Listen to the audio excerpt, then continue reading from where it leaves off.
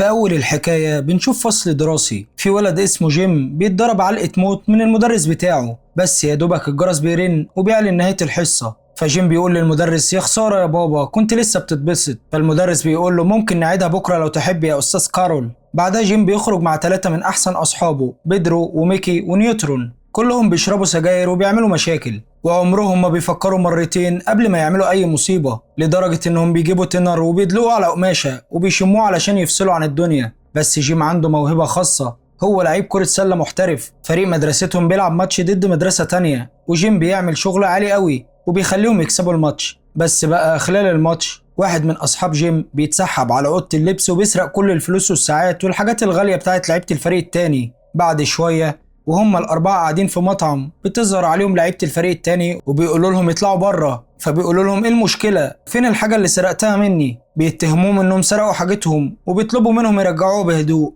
بس جيم واصحابه بينكروا التهم دي، وده بيقلب بخناقة كبيرة بين المجموعتين. بس جيم واصحابه بيضربوهم علقة محترمة وبيخلعوا. في نفس الليلة وهم بيتمشوا في الشارع بتيجي بنت شاربة ومفصولة خالص من المخدرات وبتطلب $50 وبتعرض نفسها في المقابل علشان محتاجة فلوس تشتري بيها مخدرات زيادة. بتقول له ايه رأيك يا وسيم، ها معاك $15. بس جيم بيتريق عليها وبيطردها وبيقول لها امشي من قدام وشي. بعد كده جيم بيروح مستشفى بيقابل فيها بوبي، واحد يعرفه من وهو عنده 3 سنين. بوبي ده كان احسن لعيب في فريق كرة السلة في فريقهم زمان، بس من 2 اكتشف ان عنده سرطان دم. جيم متأكد ان بوبي هيقاوم المرض وهيخف، وبيتمنى ده من كل قلبه علشان بوبي ده اقرب صاحب ليه في الدنيا. جيم بياخده يتفرجوا على عرض رقص تعري، بس بوبي مش بيتبسط وبيقول له سامع انا قلت ايه؟ انا قلت خرجني من هنا. فجيم بيرجعه المستشفى، عارف المرة الجاية هنروح مكان تاني. فبيقول له مفيش مرة جاية يا جيم غير كرة السلة، في حاجة تانية في حياة جيم وهي الكتابة. كل ما بيبقى عنده وقت فراغ أو فكرة تخطر في باله بيكتبها في الكشكول بتاعه. بس جيم بيقضي تقريبا كل وقته مع أصحابه ال3،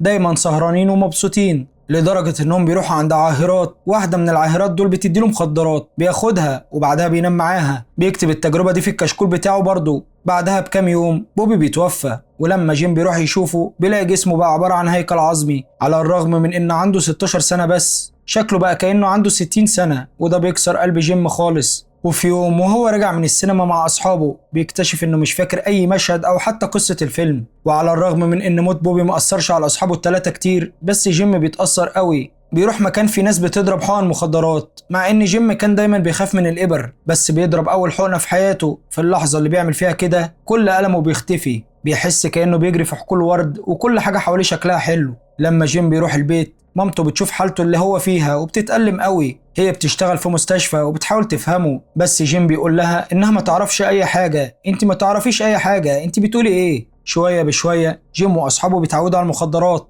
بس هي غالية ومحتاجة فلوس. في ليلة الأربعة بيسرقوا ست عجوزة ماشية في شارع ضلمة، حتى بيضربوها قبل ما يجروا بشنطتها. تاني يوم لما بيحضروا قداس الكنيسة في المدرسة وده إجباري، جيم بيقول إنه مش هيعترف. الأب بيسأله ليه وجيم بيرد إنه مش جايز له، بس الأب بيقول له يمكن هو أكتر واحد محتاج يعترف. جيم بيدخل كابينة الاعتراف وهو مكان الشخص ممكن يفضفض فيه للأب، وعارف إن اللي هيقوله عمره ما هيتذاع. جيم عايز يحكي له كل حاجة عن المخدرات بس مش قادر، عايز يبطل. ومع ذلك كل مرة بيوعد نفسه إنها آخر مرة، وآخر مرة دي ما بتجيش أبدا، عشان ممكن الواحد يكون عايز يبطل مخدرات بس المخدرات عمرها ما بتبطل البني آدم. في يوم وجيم بيستخدم مخدرات في حمام المدرسة، بيخش عليه المدرب بتاعه. جيم بيخبي الحبوب بتاعته، بس المدرب كأنه حس بحاجة وبيحاول يدي جيم فلوس مقابل خدمات جنسية. فبيقول له ده مش هيحصل يا سويفتي، عايز زيادة امشي من وشي، أنا غلطت ماشي خلينا نعمل كأن ما حصلش حاجة. المدرب بيعرض عليه فلوس تاني وبيطلب منه انه ما يقولش لحد، وجيم بياخد الفلوس بس بيحذره انه ما يقولش او يحاول يعمل حاجة زي كده تاني ابدا.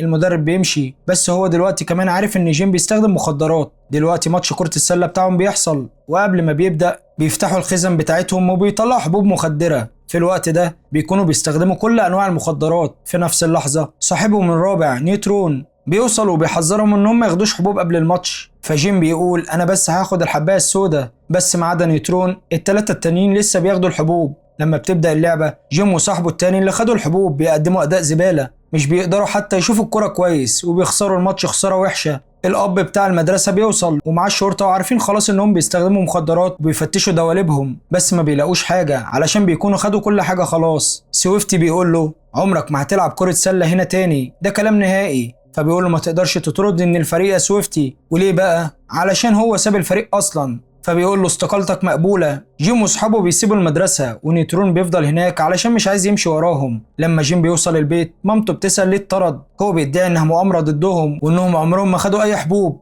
فبتقول له يبقى كل ده مؤامره كبيره ضدك صح يا جيم؟ يمكن لا، هتقول لي ايه؟ انها فيتامينات. فبيقول لها يمشي من وشي يا ماما. وهي بتطرده من البيت. وهو ماشي مامته بترمي جايزة السلة بتاعته رمز نجاحه من الشباك. جيم بيقول لها انه عمره ما هيرجع وهي عمرها ما هتشوفه تاني. مامته اللي بتحبه جدا بتترجى انه ما يقولش كده علشان مش عايزاه يدمر حياته. بس قدام جيم حلمه المكسور اتكسر كله في شكل الجايزة دي. بس دلوقتي جيم واصحابه محتاجين فلوس للمخدرات، فبيبداوا يسرقوا عربيات، بيعيشوا مع ناس مدمنة برضه، غارقين تماما في عالم المخدرات. وبالنسبة لهم ده هو العالم الحقيقي الوحيد، ولا حاجة بره دي تفرق. شوية بشوية عاداتهم بتسوء لدرجة انهم بيروحوا يسرقوا محل اللي بيبيع الحاجة ب$5. بيدرو بيقول يلا هتخلينا نتكلبش، البوليس هيجي، يلا يا بيدرو خلينا نمشي من هنا. بس بيدرو بيكون متخدر جدا لدرجة انه بيبدأ يتهيأله وبيفتكر انه في محل ايس كريم. جيم وميكي ما بيكونوش قدامهم حل غير انهم يسيبوه هناك، والشرطة بتقبض على بيدرو. بعد كده جيم وميكي بيروحوا بار التلفزيون فيه بيعرض اخبار عن نيوترون اللي كانوا بيلعبوا معاه كرة السلة، ودلوقتي اختاروه الالعاب المدارس الثانوية الامريكية. وده بيخلي عيلته فخورة بيه، حتى بيقول ازيك يا ماما على التلفزيون. ده كان حلم جيم وميكي برضه، وكان ممكن يكونوا في الفريق ده.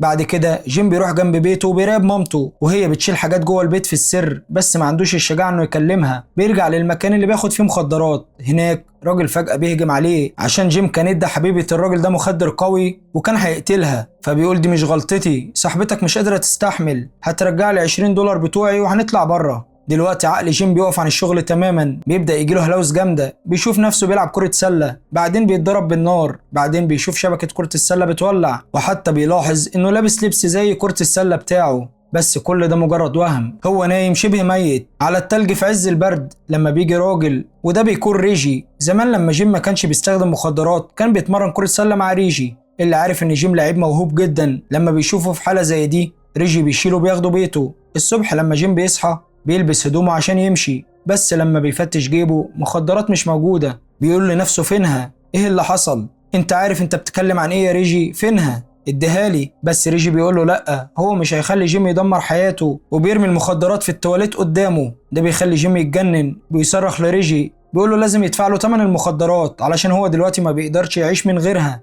بس ريجي اقوى من المدمن ده، بيسيطر على الموقف تماما. لما جيم بيسأله ليه بيعمل كده ريجي بيقول انه في حد ساعده هو كمان زمان، وان هو بيشكره على اللي عمله لحد دلوقتي. جيم بيترجاه مرة ورا مرة بس ريجي ما بيستسلمش. جيم بيقول له ان الاوضه بتلف بيه، بس ريجي بيقعد بره الباب مش بيخليه يمشي وبيخليه هناك. لما جيم بيهدى شويه ريجي بيقول له انه لازم يروح الشغل وهيرجع الصبح، وان جيم لازم يسيطر على نفسه. بيقول له كمان لما تكتب كتابك اذكر اسمي، علشان جيم دايما بيكتب ومذكراته لسه في جيبه. وريجي قراها. بعدين ريجي بيمشي. جيم بيحاول يسيطر على نفسه بس ما بيكونش قادر. بيبدأ تاني بيفتش البيت على فلوس بس ما بيلاقيش حاجة، فبيروح يشوف بنت اسمها ديان. كان في وقت ديان مرة طلبت من جيم واصحابه فلوس علشان تشتري مخدرات ايام ما هم نفسهم ما كانوش بيستخدموها، وجيم كان بيتريق عليها علشان كده. دلوقتي جيم واقف في نفس المكان اللي ديان كانت فيه بيطلب منها فلوس. ديان مش عايزة تديله بس هو بيترجاها تقريبا، فبتطلع فلوس من شنطتها وبترميها على الارض زي اكنها بتديها لشحات. وهو غضبان جيم بيزعق وراها وبيسمعها عاهرة، بس اول ما بتختفي بياخد الفلوس علشان هو وصل لمرحلة في حياته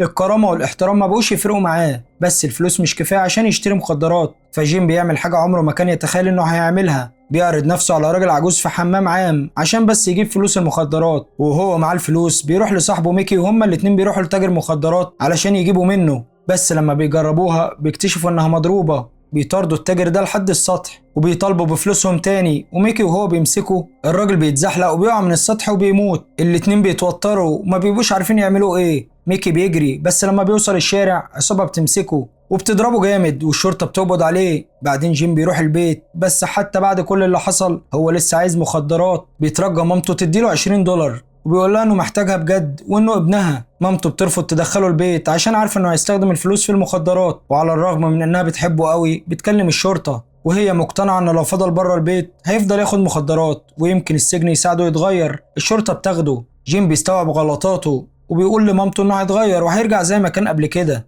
بس هي مش هتقدر تساعده دلوقتي بسبب كل جرايمه. جيم بيتحكم عليه ب6 شهور في السجن. خلال الشهور دي بيخلص كتابة مذكراته، ولما بيخرج من السجن بيقف بره باب مسرح علشان النهارده هيقرا مذكراته قدام جمهور. هناك بيقابل صاحبه بيدرو اللي اتقبض عليه في الاول. بيدرو بيقول له انه معاه مخدرات حلوه قوي وبيعرضها عليه، بس جيم بيرفض. هو مش هيقدر يرجع للحياه دي تاني، وبيقول لبيدرو ياخد باله من نفسه. بعدين جيم بيطلع على المسرح وبيقرا مذكراته للجمهور، وهم بيعجبوا بيها قوي وبيسقفوا جامد. وفي النهايه بيتقال لنا ان جيم خلص مذكراته، مذكرات كرة السله، وهو عنده 17 سنه، وبقت مشهورة جدا. ولما بقى عنده 22 سنة كان نشر 3 دواوين شعرية وسجل 4 ألبومات، وفضل عايش في نيويورك وبيشتغل شاعر وموسيقي وروائي وفنان عروض لحد سنة 2009، وبعدين اتوفى في 11 سبتمبر 2009. ملخص الحكاية يا جماعة، قصة جيم دي درس واضح. المخدرات بتدمر أي مستقبل أو موهبة وبتخليك تخسر كل حاجة، لكن الأمل موجود للي عايز يتغير. رسالتي ليك، المخدرات مش هزار، ابعد عنها وحافظ على حياتك، انت تستاهل حياة أفضل. ولو عجبك الفيديو ما تنساش اللايك والشير والاشتراك. سلام.